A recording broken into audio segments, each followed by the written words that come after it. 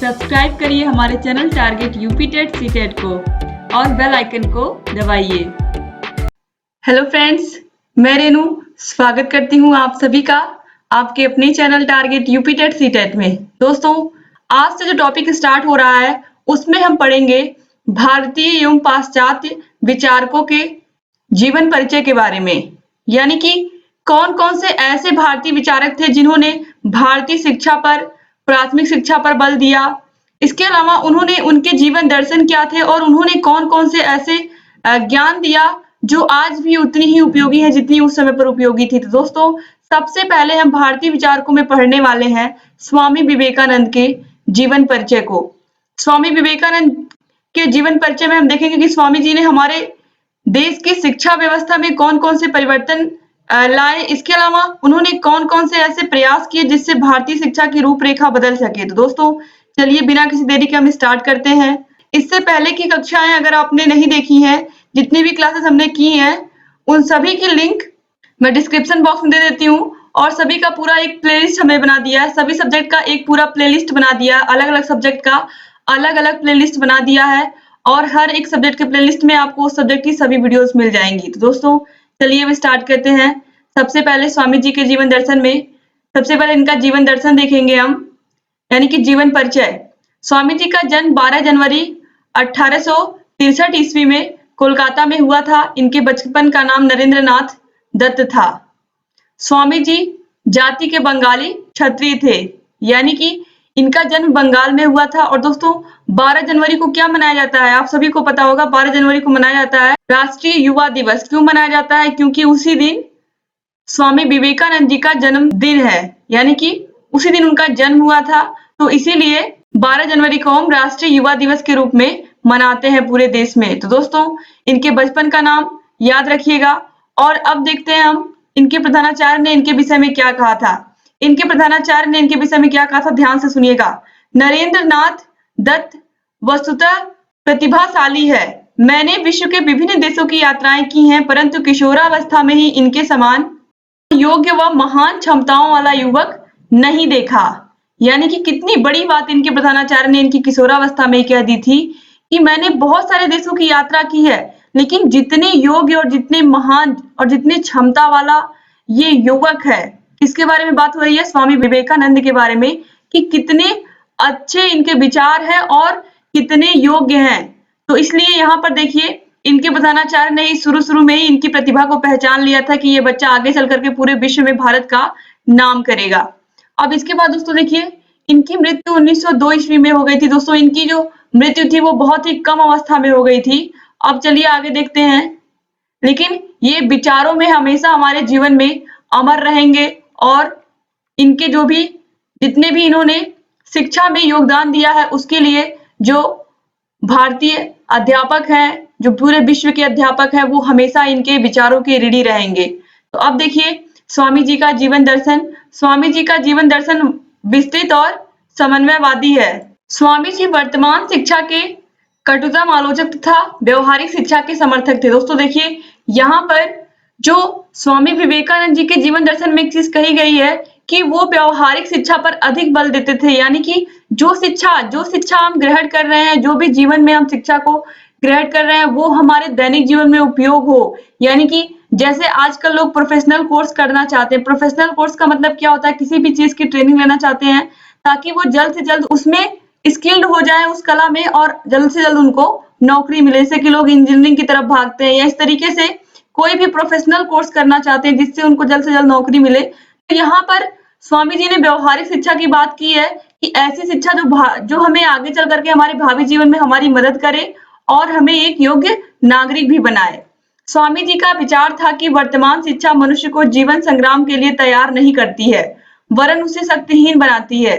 ऊंची जाति कहलाने वाले व्यक्ति नीची जाति के व्यक्तियों को हेय दृष्टि से देखते हैं। तो दोस्तों, जिस समय पर भारत में बहुत सारी कुरीतियां स्थापित हुई थी, जहां पर जो नीची जाति के लोग होते थे, यहाँ पर देखिए स्पष्ट रूप से लिखा हुआ है कि ऊंची जाति कहलाने वाले व्यक्ति नीची जाति के व्यक्तियों को हेय दृष्टि से देखते थे, नीची जाति के लोगों को पढ़ने का अधिकार नहीं देते थे और बहुत सारे ऐसे असमानताएं थी देश में, जिसको जब हमारे भारत का संविधान बना तो उसमें चाहे कोई भी व्यक्ति किसी भी धर्म जाति का हो, उन सभी को भारत में के संविधान में समान रूप से जगह प्राप्त हुई है। तो दोस्तों अब इसके बाद हम देखते हैं आगे शिक्षा दर्शन के आधारभूत सिद्धांत या आवश्यक तथ्य।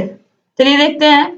शिक्षा के क्षेत्र में बालिकाओं को बालकों के समान बल देता है, यानी कि इन्होंने जो शिक्षा की बात की है, शिक्षा के क्षेत्र में बालिकाओं को बालकों के समान ही बल देना है। मतलब कि चाहे बालक हो या बालिका हो, दोनों ही शिक्षा के क्षेत्र में समान हैं और दोनों ही एक बराबर होते हैं। तो सबसे पहले तो इन्होंने ये बता दिया कि चाहे आदमी हो या औरत हो, दोनों ही इस जीवन में समान हैं और दोनों को ही शिक्षा का अधिकार है। तो सबसे पहले इन्होंने स्त्री शिक्षा का बहुत ही जोरदार समर्थन किया था और इन्होंने कहा था कि स्त्रियों से ही पूछा जाए कि उनको किस तरीके से शिक्षा मिलनी चाहिए जिससे वो अपने पूरे परिवार को संभाल सके और एक योग्य समाज का निर्माण कर सके। तो इनका कहना था कि अगर एक स्त्री पढ़ती है तो वो पूरे अपने परिवार को शिक्षित करती है। तो इस तरीके से इन्होंने स्त्रियों की शिक्षा पर बल दिया था। इसके बाद शिक्षा को व्यक्ति के शारीरिक, मानसिक और आध्यात्मिक विकास करना चाहिए। इनका कहना था कि जो शिक्षा है वो व्यक्ति का शारीरिक विकास भी करे, मानसिक विकास भी करे और आध्यात्मिक विकास भी करे। धार्मिक शिक्षा किताबों से नहीं बल्कि व्यवहारिक व नैतिकता से आती है। यानी कि इनका कहना था कि जो धार्मिक शिक्षा है वो किताबों से नहीं मिलती बल्कि व्यवहारिकता और नैतिकता से आती है। नैतिकता से तात्पर्य क्या होता है, मैंने बार-बार आप लोगों को वीडियोस में बताया है कि जो नैतिकता होती है वो कुछ अलग चीज नहीं है। नैतिकता हमारे दैनिक जीवन में हम कितने ईमानदार हैं, कितना सही बोलते हैं, लोगों की कितनी मदद करते हैं, यही सब होती है नैतिकता। अब है पाठ्यक्रम में लौकिक और आध्यात्मिक शिक्षा होनी चाहिए। दोस्तों लौकिक और आध्यात्मिक शिक्षा से तात्पर्य है कि ऐसी शिक्षा जो हमें एक आदर्श नागरिक बनाए, ताकि हम लोग अगर सभी एक देश में अगर सभी नागरिक ईमानदार रहेंगे, सभी लोग सही सत्य बोलेंगे, सभी लोग अपने काम को ठीक से करेंगे, तो वो देश निश्चित रूप से बहुत ही आगे जाएगा। स्त्री शिक्षा का केंद्र धर्म होना चाहिए क्योंकि स्त्रियां ही धर्मधारिणी और धर्मपालिका होती हैं। यानी कि जो स्त्री शिक्षा है उसका केंद्र धर्म होना चाहिए। इन्होंने इसलिए कहा है कि अगर स्त्रियां अच्छे से धर्म में पारंगत होती हैं तो वह धर्म में जो अच्छी चीजें बताई गई हैं, जैसे गीता में, रामायण में या कुरान में या जितनी भी धार्मिक पुस्तकें हैं, उनमें जो अच्छी बातें बताई गई हैं वो अपने बच्चों को बताएंगी। क्योंकि आप सभी लोग को पता है कि जो माता होती है वो बच्चे की पहली गुरु होती है, प्रथम गुरु माता ही होती है। तो जब बच्चा छोटा होता है तो बहुत सारी चीजें अपनी माता से सीखता है। तो अगर स्त्रियों को धर्म में जो अच्छी बातें सिखाई गई हैं, जो अच्छी बातें कही गई हैं, अगर इसकी शिक्षा दी जाएगी तो वो अपने बालकों को भी वही शिक्षाएं देंगी। और अगर बालक शुरू से ही इन अच्छी शिक्षाओं को ग्रहण करेगा तो वो निश्चित रूप से आगे चल करके ईमानदार भी बनेगा, सत्यनिष्ठ भी बनेगा और लोगों का सहयोग भी करेगा और लोगों से मित्रवत व्यवहार भी करेगा। तो ये बहुत जरूरी है कि स्त्रियों का जो शिक्षा का केंद्र है वो धर्म होना चाहिए। इसके बाद है हमें प्राविधिक शिक्षा और अन्य सब विधियों का ज्ञान प्राप्त करना चाहिए। यहाँ पर कहा गया है प्राविधिक शिक्षा से तात्पर्य है कि हमें कुछ स्किल सिखाने चाहिए स्कूलों में। जैसे कि बहुत सारे स्कूलों में बच्चों को लिफाफा बनाना, मतलब किस तरीके से बच्चों को ट्रेन किया जाए, छोटी-छोटी चीजें सिखाई जाए ताकि बच्चा आगे चल करके अगर उसको किसी प्रकार की कोई उसके ऊपर मुसीबत आती है या किसी प्रकार से उसके हालात खराब हो जाते हैं, उसकी सिचुएशन कोई दिक्कत हो जाती है कि मतलब वो बहुत ही पहले अच्छे घर का था, उनको कोई कमी नहीं थी, लेकिन किसी कारणवश वो अगर गरीब हो जाता है तो वो उसके पास इतने स्किल होने चाहिए, इतना उसको स्कूल में इस तरीके की शिक्षा मिली होनी चाहिए कि वो अपना जीविकोपार्जन कर सके किसी भी प्रकार से अपनी योग्यता के द्वारा। तो यहाँ पर इसीलिए प्राविधिक शिक्षा पर भी बल दिया गया है। अब इसके बाद दोस्तों है शिक्षा का अर्थ। शिक्षा आखिर में इनकी नजरों में या फिर इनके अकॉर्डिंग शिक्षा का क्या अर्थ था, ये शिक्षा को क्या मानते थे। तो देखिए स्वामी जी के अनुसार शिक्षा की व्याख्या इस प्रकार की गई है, शिक्षा मनुष्य के अंतर्निहित पूर्णता की अभिव्यक्ति है। यानी कि जो मनुष्य के अंदर छिपी हुई प्रतिभा होती है उसको निखारने की ही ये एक कला है शिक्षा। तो अगर व्यक्ति कितना भी सर्व गुण संपन्न हो, लेकिन अगर वो शिक्षा से विहीन है तो उसका गुण वो किसी काम का नहीं। तो इसीलिए शिक्षा प्राप्त करना सबसे पहले बहुत ही ज्यादा जरूरी है। अब शिक्षा के उद्देश्य क्या क्या है स्वामी जी के अनुसार, ये भी आप देखिए। मनुष्य में मानव प्रेम, समाज सेवा, विश्व चेतना और चित्र निर्माण करना, मनुष्य की आंतरिक एकता को बाह्य जगत में प्रकट करना ताकि वह अपने आप को समझ सके। मनुष्य का शारीरिक, मानसिक, नैतिक, सामाजिक और व्यावसायिक विकास करना, मनुष्य को मुक्ति के संबंध में सचेत करना तथा उसे अपनी शक्तियों का उपयोग मुक्ति पाने के लिए करना। यहाँ पर बताया गया है कि व्यक्ति को मोक्ष प्राप्त करने के लिए शिक्षा ग्रहण करनी चाहिए, यानी कि जो उसके पास शक्तियां हैं वो इतना अच्छा काम करे अपने जीवन में, लोगों का सहयोग करे, वो जितना बन सकता है उसके अकॉर्डिंग लोगों से मित्रवत व्यवहार करे और समाज को कुछ अच्छी शिक्षा दे। अगर इस तरीके से व्यक्ति अपने जीवन में इतने सारे कामों को करके जाता है तो निश्चित रूप से उसे मोक्ष की प्राप्ति होगी। तो जो स्वामी जी थे उन्होंने केवल और केवल शिक्षा पर बल नहीं दिया था दोस्तों, उन्होंने खेल को भी शामिल करने की बात कही थी, उन्होंने शारीरिक शिक्षा पर भी ध्यान देने की बात कही थी। वो पूरी तरीके से जो आज के समय की शिक्षा है, यानी कि जितना पढ़ाई को महत्व दिया जाता है उतना ही खेल को भी महत्व दिया जाए। उन्होंने योग के बारे में बताया है, यानी कि उन्होंने कुल अगर देखा जाए पूरा मिला करके तो उन्होंने जिस तरीके से एक शिक्षा होनी चाहिए, जिस तरीके से बच्चों को शिक्षा दी जानी चाहिए समाज में, इनके विचारों को अगर आज के समय में धारण कर लिया जाए अच्छे से पूरी तरीके से, तो कहीं न कहीं हमारे देश की जो दिशा और दशा है दोनों को ही बदला जा सकता है। अब यहाँ पर देखिए, मनुष्य में आत्मविश्वास, आत्मश्रद्धा, आत्मनियंत्रण, आत्मनिर्भरता, लौकिक और अलौकिक सद्गुणों का विकास होना चाहिए। आप सभी को पता है व्यक्ति के अंदर आत्मविश्वास, आत्मनियंत्रण ये सभी चीज होनी चाहिए, आत्मनिर्भरता भी होनी चाहिए, किसी और के ऊपर निर्भर नहीं होना चाहिए, खुद कमाना खाना है, मतलब किसी के ऊपर निर्भर नहीं रहना है। तो इस तरीके से शिक्षा होनी चाहिए और शिक्षा का यही उद्देश्य भी होना चाहिए कि व्यक्ति अपने पैरों पर खड़ा हो जाए और आगे चल करके अपने माता-पिता, अपने परिवार के लिए एक आदर्श बने। इसके बाद है शैक्षिक सिद्धांत। स्वामी जी के शैक्षिक सिद्धांत क्या-क्या थे? व्यक्ति को स्वयं पर अनुशासन रखना आवश्यक है। और दोस्तों यहाँ पर आप सभी को पता है कि अनुशासन कितनी बड़ी चीज होती है। एक कक्षा में जिस प्रकार से अनुशासन रहता है, टीचर जो कहते हैं बच्चे वही करते हैं, या एक तरीके से मित्रवत व्यवहार होता है, एक अनुशासन बना होता है, उसी अनुशासन के अंडर सभी लोग अपने-अपने कामों को करते हैं। तो व्यक्ति के अंदर स्वयं ही अनुशासन होना चाहिए।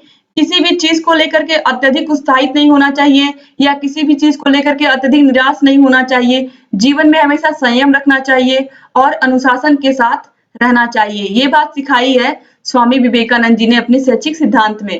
व्यक्ति को व्यावहारिक शिक्षा देना चाहिए। जैसा कि मैंने आपको कहा कि व्यक्ति अगर व्यावहारिक है तो वह किसी का भी दिल जीत सकता है और किसी को भी अपने दिल में जगह दे सकता है। तो ये बहुत जरूरी है कि आप एक दूसरे से मित्रवत व्यवहार करें, एक दूसरे का सहयोग करें, एक दूसरे के साथ समूह में रहें और सभी किसी के ऊपर भी कोई भी विपत्ति आए तो अगर आपकी मित्र मंडली है तो आप उस अपने मित्र की पूरी तरीके से उसका सहयोग करने में सक्षम हो। तो इस तरीके से व्यवहारिक शिक्षा देनी चाहिए ताकि व्यक्ति समाज का निर्माण कर सके, ऐसे समाज का निर्माण कर सके जो आगे चल करके सभी के लिए आदर्श हो। इसके बाद है व्यक्ति का शारीरिक सर्वांगीण विकास करना चाहिए। जैसा कि पहले भी मैंने बताया कि जो सिद्धांत है शिक्षा का स्वामी जी के अनुसार वो व्यक्ति का शारीरिक विकास करना भी, सर्वांगीण विकास करना भी है। इसके बाद है छात्रों के साथ-साथ छात्राओं की शिक्षा पर भी ध्यान देना चाहिए। दोस्तों जैसा कि मैंने पहले ही कहा कि स्वामी जी इसकी शिक्षा पर उन्होंने सबसे पहले ध्यान दिया। सबसे पहला पॉइंट यही मैंने आपको बताया था कि इसकी शिक्षा पर सबसे अधिक बल दिया, क्योंकि अगर एक लड़की पढ़ती है तो आगे चल करके वो जब उसकी शादी होगी तो जिस परिवार में जाएगी उस पूरे परिवार को वो शिक्षित करेगी। तो ये बहुत जरूरी है कि सबसे पहले छात्राओं को शिक्षा देनी चाहिए। छात्रों को तो देनी ही चाहिए लेकिन छात्राओं को जरूर शिक्षा देना चाहिए। इसके बाद है शिक्षक एवं छात्र के बीच घनिष्ठ संबंध होना चाहिए, जो कि आज के समय में है कि जो शिक्षक और छात्र के बीच है वो एक मित्रवत व्यवहार हो गया है आज के समय में। आज के समय में बच्चे अपने टीचर से टॉक कर सकते हैं आसानी से। आजकल जब से मोबाइल फोन्स, स्मार्टफोन आ गया है तब से आसानी से आप शिक्षक से संबंध रख सकते हैं और अपनी कोई भी छोटी-मोटी प्रॉब्लम या किसी प्रकार की कोई भी समस्या अपने टीचर को आप बता सकते हैं। तो कहीं न कहीं आज के समय का जो टीचर, एक शिक्षक और एक गुरु और शिष्य का जो संबंध है वो कहीं न कहीं और ही ज़्यादा कहीं न कहीं और मित्रवत हो गया है, जिससे कि आसानी से शिक्षा ग्रहण करने में शिष्यों को भी आसानी हो रही है और टीचर को भी अपने बच्चों को, अपने शिष्यों को पढ़ाने में आसानी हो रही है। तो कहीं न कहीं ये एक बहुत ही अच्छी बात है कि आसानी हो रही है पढ़ने और पढ़ाने की जो प्रक्रिया है। इसके बाद है निरक्षर को शिक्षित करने का प्रयास करना चाहिए। ये तो आप सभी को पता है कि अगर कोई निरक्षर है तो उसको शिक्षित करने का प्रयास करना चाहिए, अपने बच्चों को स्कूल भेजना चाहिए। इसके बाद है विवेकानंद के अनुसार जीवन के शाश्वत सिद्धांत, आत्मा की अमरता, माता पिता गुरु का हमेशा ऋणी रहना। ये बहुत जरूरी है कि माता पिता और गुरु का आप जीवन में कितना भी कर्ज चुका दो, आपके माता पिता ने आपको पढ़ा लिखा दिया, आपको आपकी नौकरी लग गई, आपको सब कुछ जीवन में जो चाहिए था सब कुछ मिल गया, लेकिन आप कभी अपने माता पिता का ऋण नहीं चुका सकते। आप कितना भी कर लीजिए उनके लिए, जीवन में उनको हर सुख सुविधा दे दीजिए, लेकिन जो आपके माता पिता ने आपके लिए कष्ट सहा है बचपन में, वो कभी कभी भी आप उसका कर्ज नहीं चुका सकते हैं। इसके अलावा गुरु का कर्ज तो कोई चुका ही नहीं सकता है। गुरु वर्ड ही गुरु है, बड़े हैं और हमेशा हम उनके ऋणी रहेंगे। चाहे हमने स्कूल में उनसे शिक्षा ली हो, चाहे कॉलेज में शिक्षा ली हो, कहीं भी ली हो, वो हमेशा हम उनके ऋणी ही रहेंगे। इसके बाद दोस्तों हमेशा अपने कर्तव्यों का पालन करना, ये भी सिखाया है स्वामी विवेकानंद ने, और अपने कर्म को लगातार करते रहना। तो इस तरीके से आज आपने स्वामी जी के जीवन दर्शन के बारे में पढ़ा, इनके शैक्षिक उद्देश्य, शैक्षिक सिद्धांत के विषय में पढ़ा, इन्होंने शिक्षा को किस प्रकार से परिभाषित किया, इसको भी आपने देखा। उम्मीद करती हूँ कि आपको स्वामी जी का जीवन परिचय समझ में आया होगा। दोस्तों अब अगले क्लास में हम देखेंगे एक नए देशभक्त का जीवन परिचय, और इस तरीके से हम सभी लोगों के जीवन दर्शन के बारे में आपको बताएंगे, चाहे वो भारतीय विचारक रहे हो, पाश्चात्य विचारक रहे हो, और लगातार आप लोगों के लिए ऐसे ही वीडियोस को लेकर के आते रहेंगे। उम्मीद करती हूँ आज आपको स्वामी विवेकानंद जी के ऊपर, जीवन परिचय के ऊपर ये जो पूरा टॉपिक था आज, और शिक्षा के क्षेत्र में इन्होंने क्या-क्या योगदान दिया था और इन्होंने कौन-कौन से सुझाव दिए थे, वो सब आपको अच्छे से समझ में आए होंगे। और दोस्तों अगर समझ में आया है तो प्लीज इस वीडियो को लाइक कर दीजिए, और आपके जितने भी फ्रेंड्स हैं डीएलएड के, सभी को इस वीडियो को शेयर कर दीजिए, जिससे अधिक से अधिक हमारे डीएलएड के भाई बहन हमसे जुड़ सकें और लगातार ऐसे ही वीडियो से लाभ ले सकें। दोस्तों उम्मीद करती हूँ कि आपको सभी चीजें अच्छे से समझ में आ रही होंगी, और अगर कहीं भी आपको कोई समस्या है तो आप लोग कमेंट बॉक्स में कमेंट करके हमें बताइए। हम आपकी सभी समस्याओं का समाधान करेंगे और लगातार आप लोगों के लिए ऐसे वीडियोस लेकर के आते रहेंगे। दोस्तों आप हमारे टेलीग्राम चैनल से भी जुड़ सकते हैं। टेलीग्राम चैनल का लिंक मैं डिस्क्रिप्शन बॉक्स में दे देती हूँ। साइड में आई बटन पर भी क्लिक करके आप टेलीग्राम चैनल से जुड़ सकते हैं। इसके अलावा जो पिछली क्लासेस हैं उसके प्लेलिस्ट की लिंक मैं डिस्क्रिप्शन बॉक्स में दे देती हूँ, उसको भी आप देख लीजिएगा। और दोस्तों आप हमारे व्हाट्सएप ग्रुप से भी जुड़ सकते हैं। व्हाट्सएप ग्रुप का नंबर भी मैं कमेंट बॉक्स में कमेंट कर देती हूँ, वहां से जाकर के आप व्हाट्सएप ग्रुप से जुड़ सकते हैं। और दोस्तों उम्मीद करती हूँ कि आपको ये पूरी जानकारी अच्छी लगी होगी। मिलते हैं नेक्स्ट वीडियो में। वीडियो पूरा देखने के लिए आप सभी लोग का एक बार फिर से धन्यवाद। जय हिंद दोस्तों।